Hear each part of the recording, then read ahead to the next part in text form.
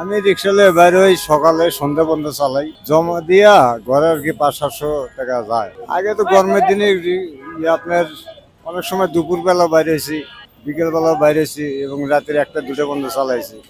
এখন তো শীতের সময় রাত করে চালান যায় না। শীতের মধ্যে মানুষ শীতের কারণে গাড়ি চলতে চায় না। দিন গেলে 1000-1200 টাকা মারা যায়, পনেরো দিন 800-900 এরকম। দুপুর টাইমটার মধ্যে একটু কামাই একটু ভালো হয়, গরমের মধ্যে কামাই বেশি, শীতের মাসটা কামাই কম।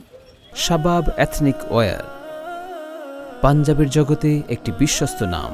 ভাড়া খুব নাই, গাড়ির চাপ অনেক, তো রিক্সা জমা অনেক, ভাত বিল সারাদিনে তো 400-500 টাকা, এটাই অনেক কঠিন হয়ে গেছে এখন। জ্যাম জট বেশি, আবার অটো রিক্সা মানে বেশি হয়ে গেছে, এই জন্য ভাড়া যাত্রী কম। শীতের জন্যই আর কি, আরো মানে ব্যবসা বাণিজ্য শীতকালে একটু কম, তো এই জন্য আর কি মানুষ বাইরে বেরোতে চায় কম, ঘোরাফেরা করে কম।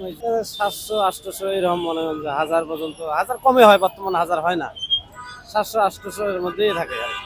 অটো খুব ভাড়া মারতে দেয় না, অটো থাকলে রিক্সা উঠতে যায়, বাংলায় করতে যায়। 400-500 টাকা ভাড়া মারি যায়, মালিক দিতে যায় একটা।